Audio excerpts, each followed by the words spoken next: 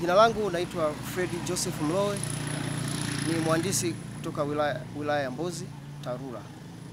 Awali ya yote tunaishukuru serikali ya awamu ya 6 chini ya Daktari Samia Suluhu Hassan kwa kuweza kutuletea fedha za dharura kwa ajili ya matengenezo ya barabara ya Ivwanga Iganduka. Awali barabara hii ilikuwa ina changamoto kubwa sana, hususan kwa watumiaji kwenda kwenye hospitali ya Mbozi Mission. Kwa kuwa mwanzo ilikuwa imeharibika na ilikuwa haiwezi kupitika kabisa. Kwa hiyo watu walikuwa wanatumia umbali mrefu kuweza kufika katika hospitali hii. Na pia huduma za kijamii pamoja na usafirishaji wa mazao ilikuwa ni ngumu sana kuweza kuja katika maeneo ya masoko kutoka kwenye vijiji vya Ivwanga pamoja na Iganduka. Hivyo basi, baada ya kupata pesa ya dharura ambayo tulipata milioni 99,500, na kazi hii iliweza kutekelezwa na mkandarasi anayeitwa Gatwa General Traders, baada ya kufanya marekebisho ambayo ilikuwa ni pamoja na kuchonga barabara kilomita 3.5, kujenga mfereji wa maji mita 200 pamoja na kujenga kalavati moja la kuweza kupitisha maji.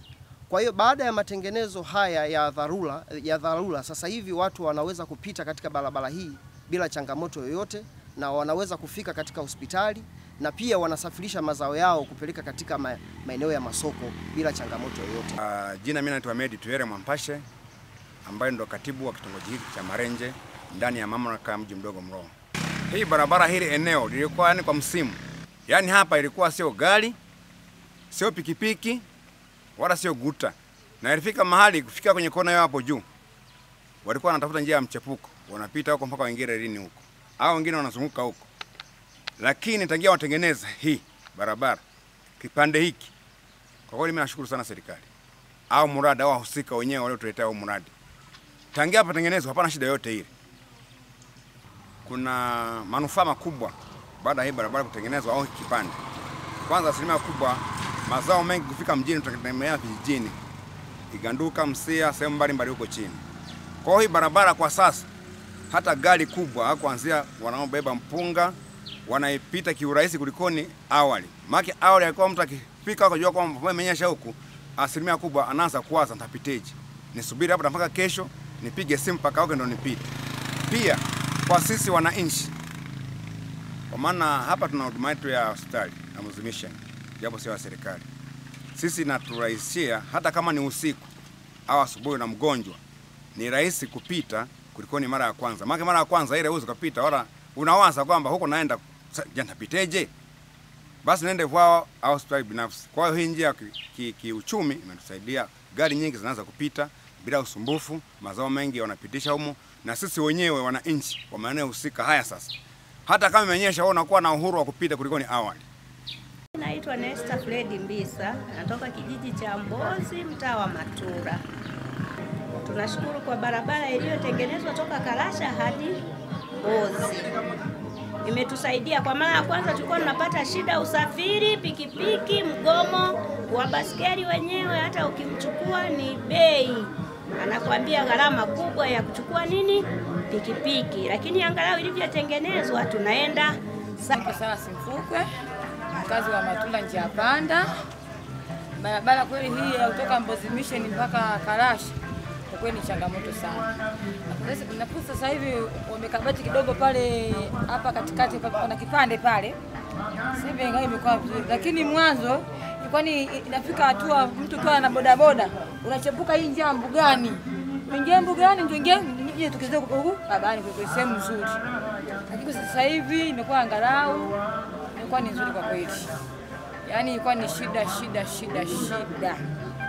Hata hii ya Igamba hapa kwa mzee mtaa hapa na pale bwawani, bwawa la pili na penyewe palikuwa ni pabaya sana. Na pale Msuto pale pana karavati. Hapo ni changamoto sana, na pale makaburini kwa kina Mkisi hapo ilikuwa ni mbaya sana. Kiko sasa hivi tunashukuru Mungu wametengeneza panapitika, hapana tatizo lolote. Kwa majina naitwa Joshua Green Msangazila, natokea kijiji cha Matura hapa Mbozi Mission. Kweli kwa sasa hivi kutokana na mazingira barabara ilivyokuwa inasumbua, sasa hivi naona kwa kweli inatusaidia, tunapata hata chochote tunaweza tukaokolea, tunaweza tukapata hata hela kidogo, tunaweza tukapata ruti, tunaongeza ruti kutokana na kwamba haisumbui, haina changamoto ile tuliyokuwa kwamba kama pikipiki yako ni mbovu unaweza ukafika sehemu imeharibika kutokana na kwamba mtikisiko wa barabara, labda mashimo, aidha shoka mbovu. Lakini kwa saizi kwa kweli tunaona inatusaidia, tunapata hata chochote, tunaweza tukapata hata hela ya chakula tunakula, tunajikizi. Na pia kwa faida naona tunapata faida kubwa kwa kweli kutokana na vile tuna ruti nyingi. Unaweza ukaenda Mbozi Mission, ukaenda Kalasha kwa dakika chache. Sio sawa na mara ya kwanza ilivyokuwa, maana mara ya kwanza ilikuwa inasumbua. Unaweza ukaenda Kalasha abiria hamna. Kurudi tena mpaka kurudi tena Mbozi Mission huko yani ni msoto, maana Kalasha yenyewe tunatoka kwa foleni. Kuja kufika Mbozi Mission huko yani ni msoto, yani umekaa unakuta umeenda asubuhi saa 2 unakuja kurudi labda kushuka na abiria tena mpaka saa 7. Watu wenyewe wakiangalia tu barabara wanasema huko kubaya huko sijui nini. Lakini sasa hizi kutokana na kwamba barabara ni nzuri, kila mtu anatamani bwana nifike Mbozi Mission na mimi nikaone niangalie mazingira yako vipi. Au tunafika wengine wanaenda kuvinjari huko kwenye makalasha huko Nero huko nakopaswa kokoto. Na sisi tunapata chochote, tunafaidika kwa manufaa kama hayo.